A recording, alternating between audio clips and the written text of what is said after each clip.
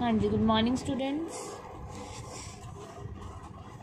हाँ जी, now we start to study about applications of differential equations. ठीक है, applications that means in the field of science and commerce और in life how we use the differential equations. First is in a bank, principal increases at the rate of R% per year. Find the value of R if rupees 100 double itself in 10 years and given that log 2 equals to 0.693. तो we have given that कि एक bank में जो principal है that means जो deposited amount है वो increase हो रही है पर ईयर एक साल में R% की रेट से. Rate of interest is R%. तो find the value of R की वैल्यू फाइंड करो इफ 100 रुपीज़ डबल हो रहे हैं 10 ईयर्स में, तो रेट ऑफ इंटरेस्ट कितना होगा we have to calculate. So let p t r be the principal, time and rate of interest respectively. So given that देखो in question in the statement of the question we have given the condition to solve the differential equation and we have given differential equation. ठीक है, तो हमें कह रहे हैं कि ना bank principal increases, principal increase कर रहा है दैट मीन्स प्रिंसिपल इंक्रीज कर रहा है विद R% पर year with respect to time.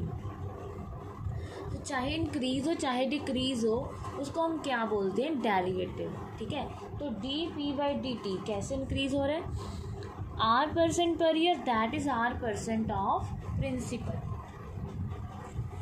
तो dp/dt इक्वल्स टू R/100p. ये हमारे पास क्या आ गई, डिफरेंशियल इक्वेशन. अब देखो ये डिफरेंशियल इक्वेशन किस फॉर्म की है, इसमें हम वेरिएबल्स को सेपरेट कर सकते हैं. तो p वाले को हमने 1/p, p है जो dp के साथ ले लिया और R/100 के साथ dt ले लिया. वेरिएबल सेपरेट हो गए, integrate both sides.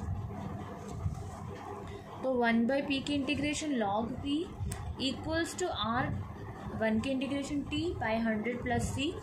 That is the required solution. But for find the value of r we have given conditions. Which condition?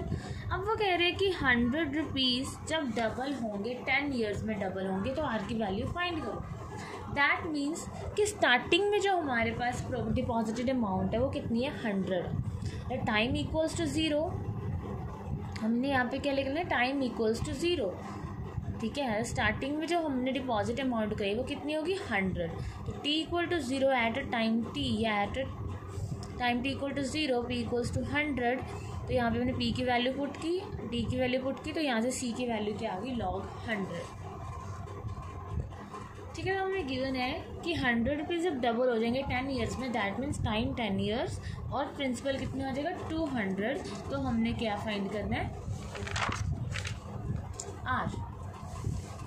तो if t equals to 10, p equals to 100, p equals to 2 into 100 rupees 200, then put the values. तो हमारे पास क्या हो गया, log 200 equals to 10R/100 plus log 100, c की value भी put कर दी.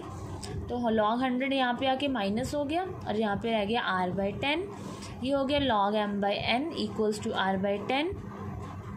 हो गया log 2. तो r की वैल्यू कितनी आ गई, 10 log 2. और we have given the value of log 2 is 0.6931. so put the value, we get r equals to 6.931%. that means इतने रेट पे जो 100 रुपीज़ हैं वो क्या होंगे, डबल हो जाएंगे इन 10 ईयर्स में. ठीक है, नेक्स्ट देखो, नेक्स्ट भी इसके जैसे. In a bank principal increases at the rate of 5% per year. तो पहले तो हमने वही चीज़ करनी है, लेट करना है कि p be the principal and t be the time.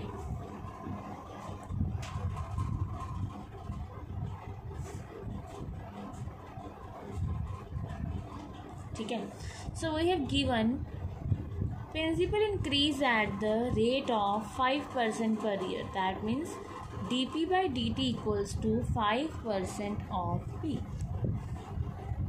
ठीक है, यहाँ पे देखो हमने इंक्रीज का रेट लिखा है ना, dp/dt, तो 5% ऑफ p। तो ये हमारे पास हो गया dp/dt इक्वल्स टू 5/100p। बस यहाँ पे क्या था, r था, यहाँ पे r की जगह क्या है, 5 है। ठीक है, नाउ सेपरेट द वेरिएबल्स, तो we get 1/p dp equals to 5/100 dt। Now integrate both sides, हो गया 1/p dp equals to 5/100 constant है, तो ये क्या हो गया, log p, so log p equals to, ये हो गया 1/20 t प्लस c। ठीक है, तो ये हमारे पास क्या आ गई, डिफरेंशियल इक्वेशन। अब हमें क्या गिवन है, देखो क्वेश्चन में हमें गिवन है कि an amount of ₹1000 is deposited with this bank, how much will it worth after 10 years। ठीक है, अगर 1000 रुपीज़ डिपॉजिट कराए हैं तो 10 years बाद, 10 साल बाद ये 1000 रुपीज़ कितने हो जाएंगे, how much will it worth after 10 years। ठीक है, तो यहाँ पे हमें क्या फाइंड करना है, यहाँ पे हमें प्रिंसिपल फाइंड करना है आफ्टर 10 years। तो that means at starting, at initial state principal equals to 100, मतलब when time equals to 0, t equals to 0, then p equals to ₹1000। तो हमारे पास क्या आ गया, log 1000 equals to 1/20 into 0 plus c, that is, so c equals to log 1000। ठीक है,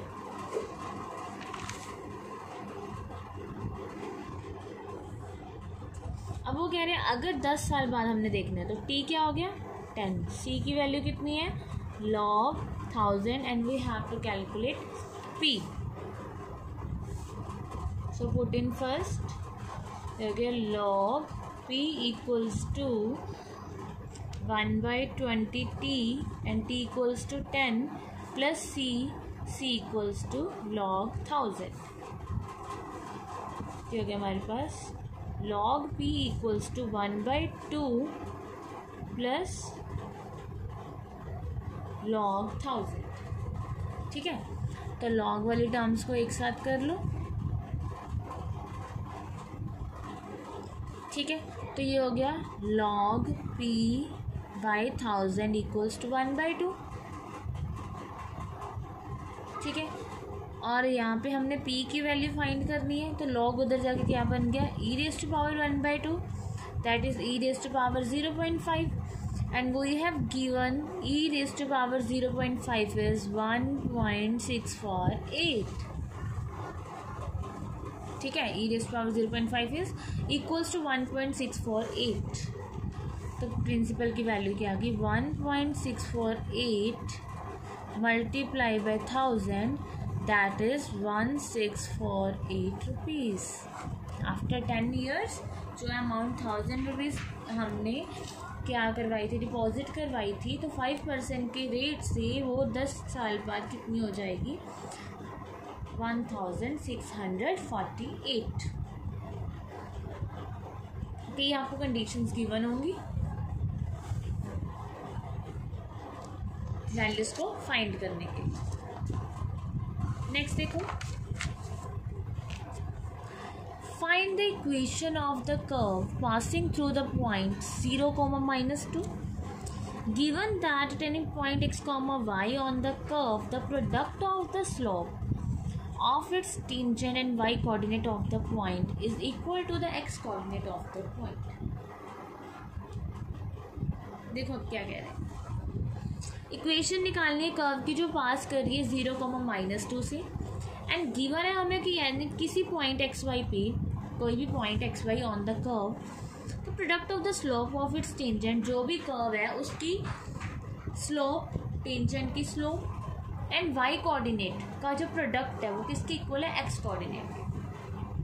सबसे पहले हमने लेट किया एक्स एंड वाई कोऑर्डिनेट, तो आपको पता ही है एक्स को हम एक्स कोऑर्डिनेट बोलते हैं एंड वाई को हम वाई कोऑर्डिनेट बोलते हैं। तो let x and y be the x coordinate and y coordinate. ठीक है, और हमें पता है जो स्लोप होती है टेंजेंट की वो क्या होती है, d y by d x होती है। ठीक है, तो हमें अकॉर्डिंग टू क्वेश्चन क्या कह रहे हैं, product of slope and y coordinate of the point is equal to the x coordinate of the point. That means y dy by dx equals to x is the differential equation. Now separate the variables. अब हम integrate करेंगे, यहाँ पे हो गया हमारे पास y square by 2 equals to x square by 2 plus c,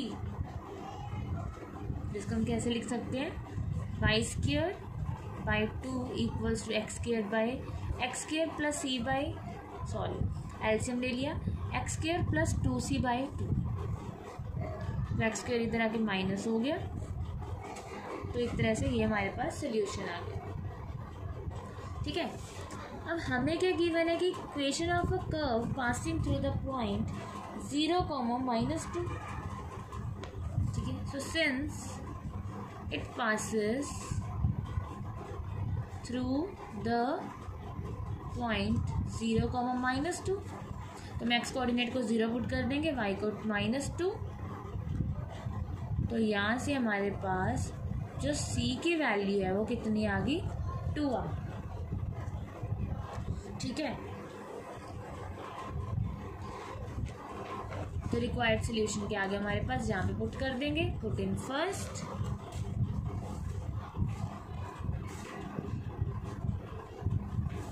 हो गया y square minus x square equals to 2c, c is also 2, y square minus x square equals to 4 is the required equation of curve.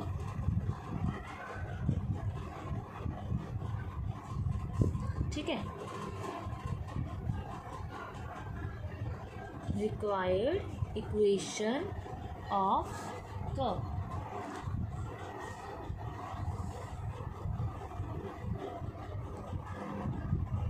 Next देखो,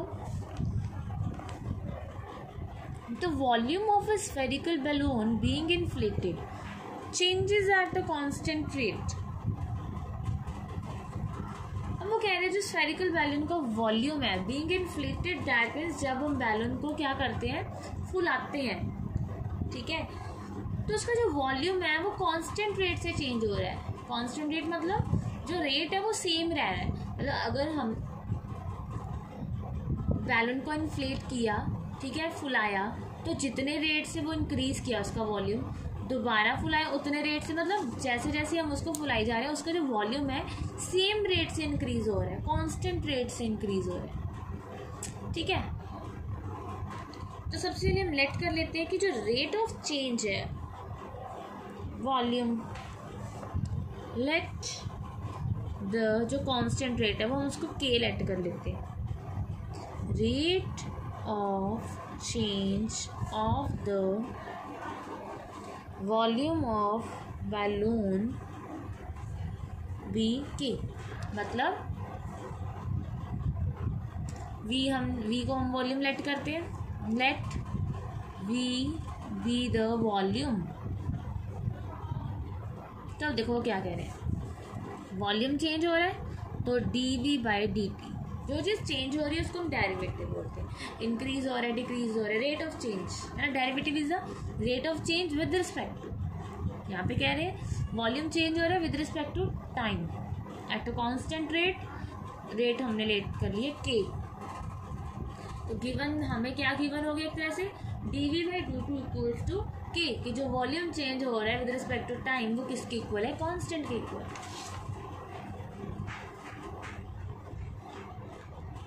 ठीक है,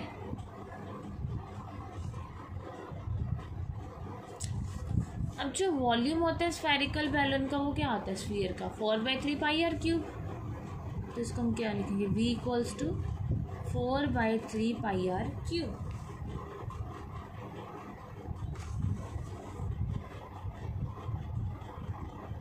ठीक है, अब इसका हम डेरिवेटिव करेंगे with respect to t. d/dt that means derivative with respect to T.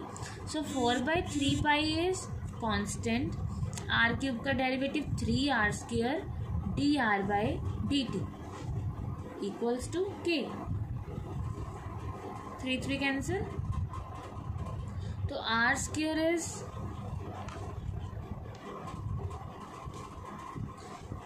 तो इसको हमने dr के साथ रख लिया और dt को हम k के साथ लेंगे। अब वेरिएबल सेपरेट हो गए।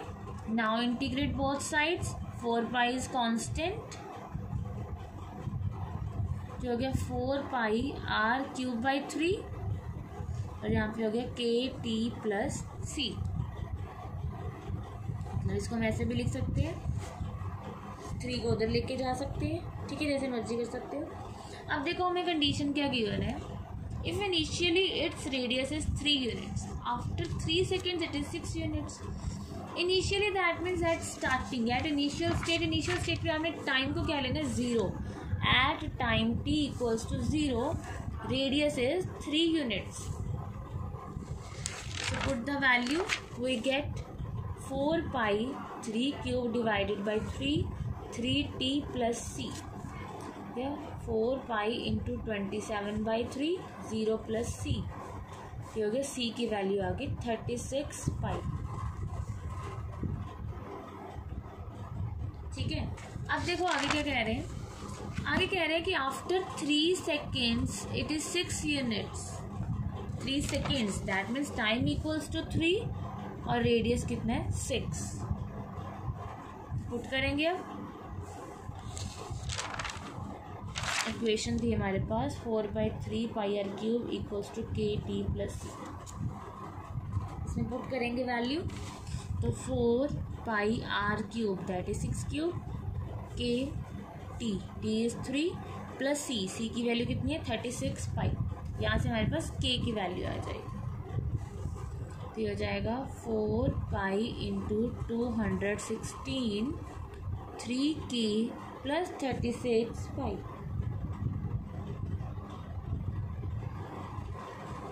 ठीक है, तो ये हो जाएगा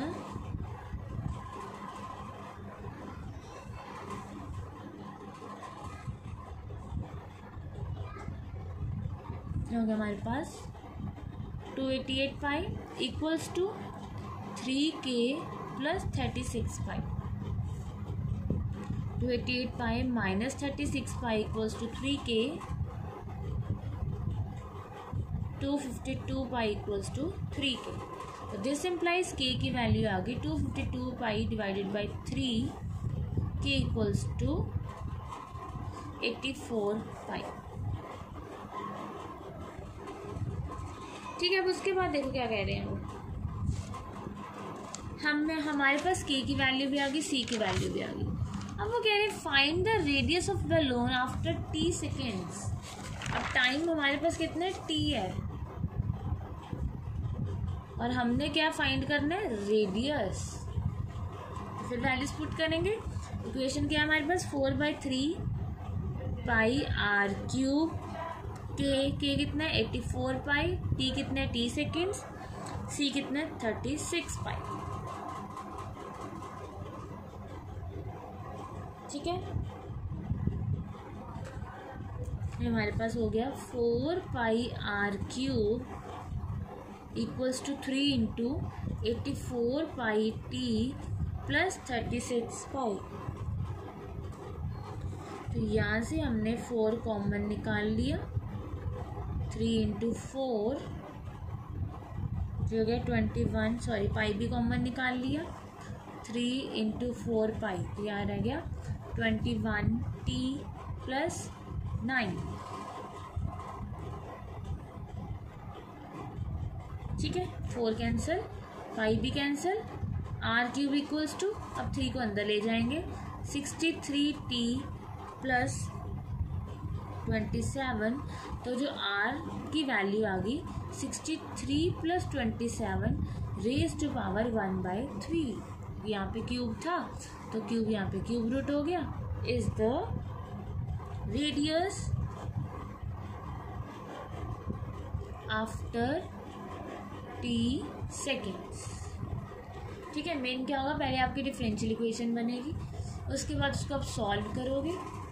ठीक है, उसके बाद उसको सॉल्व करने के लिए उसके वेरिएबल्स की वैल्यूज़ फाइंड करने के लिए आपको कुछ कंडीशंस गिवन होंगी, जिसको यूज़ करके हम के सी कॉन्स्टेंट्स की वेरिएबल्स की वैल्यूज़ फाइंड करें। नेक्स्ट देखो, in a culture the bacteria count is 1 lakh. The number is increased by 10% in 2 hours. In how many hours will the count reach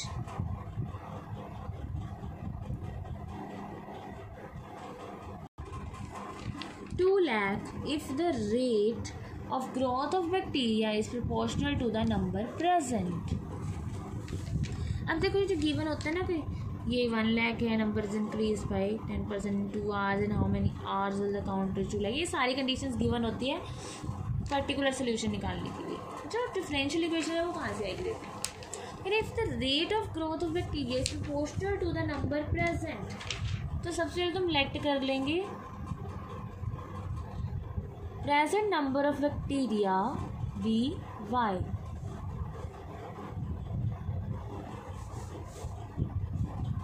ठीक है, अब देखो क्या कह रहे हैं, rate of growth of bacteria, rate of growth of bacteria with respect to time होगा, is proportional to y, number present वो कितना वाई है और उसी का रेट है ग्रोथ का, मतलब इंक्रीज हो रहा है, तो d by d t with respect to time increase होगा, सब जगह टाइम है, d y by d t is proportional to the number present, कितने प्रेजेंट लिए हमने y, d y by d t is proportional to y, proportional that means equals to k y, लिख सकते हैं इसको। तो ये हमारे पास क्या आ गई डिफरेंशियल इक्वेशन। तो अब हम क्या करेंगे, वेरिएबल सेपरेट करेंगे, तो नाउ इंटीग्रेट बोथ साइड्स, तो ये हमारे पास हो गया log y इक्वल्स टू के टी प्लस सी। ठीक है,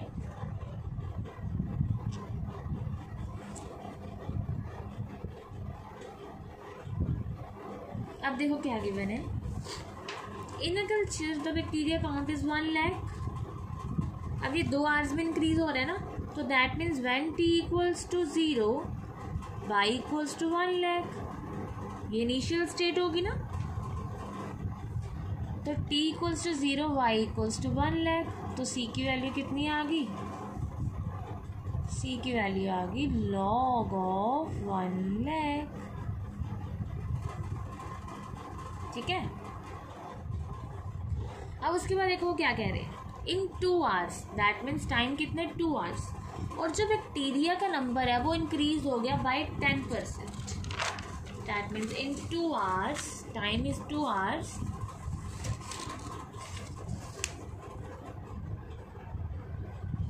तो बैक्टीरिया इंक्रीज कितना हुआ 10%, इंक्रीज 10% ऑफ टोटल, टोटल कितना था 1 lakh, that means 10/100 multiply by 1 lakh 10,000। ठीक है, तो आफ्टर 2 hours y कितना हो गया 1 lakh plus 10,000 which is equals to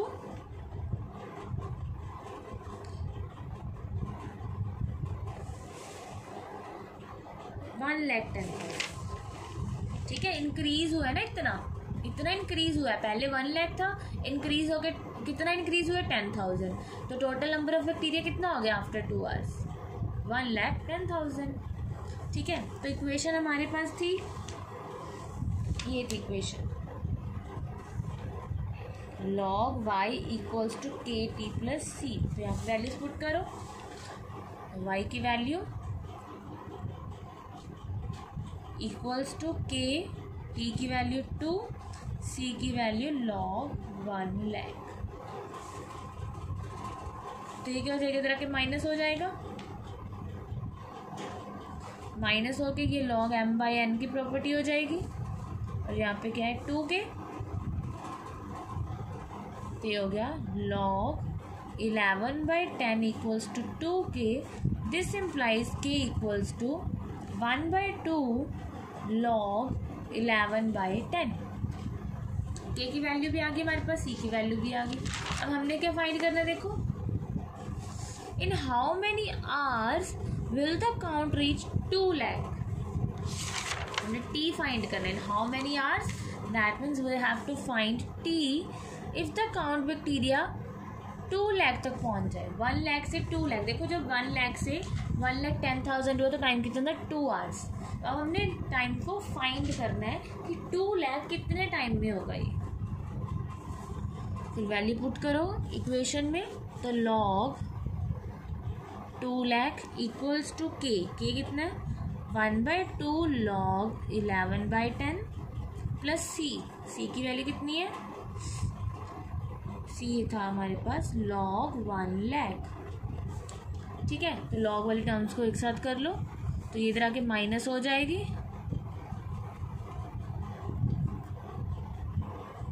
और यहाँ पे 1/2 log 11/10, साथ में क्या है t। तो ये तो हो गया हमारे पास log m minus log m equals to log m/n।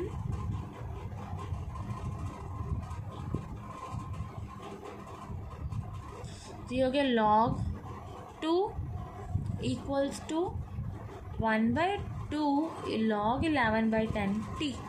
तो टाइम की वैल्यू कितनी आ गई, 2 पर जाएगा, 2 log 2 divided by log 11/10 hours.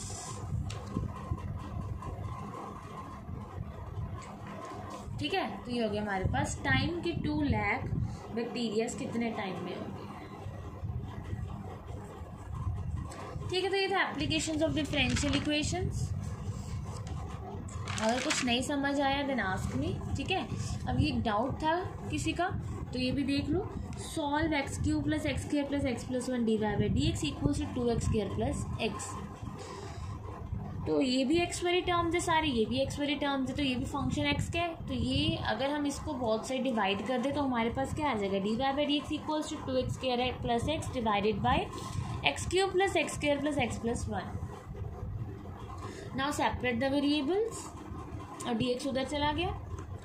ठीक है, तो हमने क्या किया, इसको एक I1 का एक इंटीग्रल का नाम दे दिया है, तो ये इंटीग्रल ही है, एक डिफरेंट इंटीग्रल का नाम दे दिया I1।